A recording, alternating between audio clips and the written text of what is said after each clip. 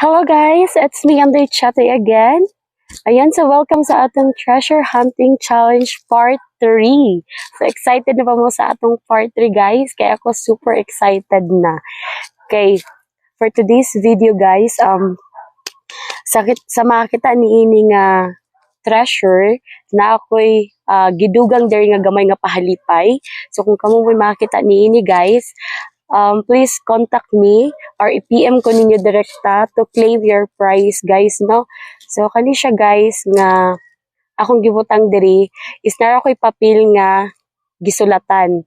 So kana siya nga papel guys, inyo rang basahon kung unsa ang nakasulat diana, mao na inyuhang ma-claim. So bukod sa makadawat mo sa cash, makadawat sad mo og pahalipay nga gikan sa ako. Okay, so mangita ta og area kung asa na to siya pwedeng taguan ha. So ngayon, dahil meron tayong pa-surprise dito na inilagay, so pahihirapan ko kayo ng konti. Pero konti lang namang hirap, no?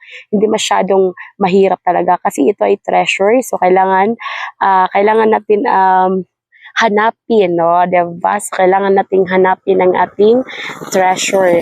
So guys, magbulong miog, maghanap tayo ng area na pwede natin paglaygyan sa ating pa-treasure.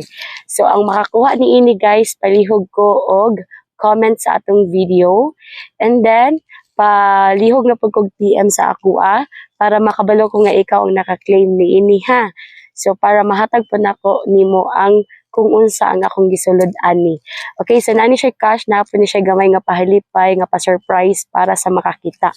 So karon guys, magbulong na mi og area nga pwede na mong butangan ini guys. So don't forget to follow, like, and share sa akong video guys, no? Para updated mo lagi sa ako ang mga videos nga i-upload. So please guys, kung kamo ang makakita, i-PM ko ninyo direkta ha.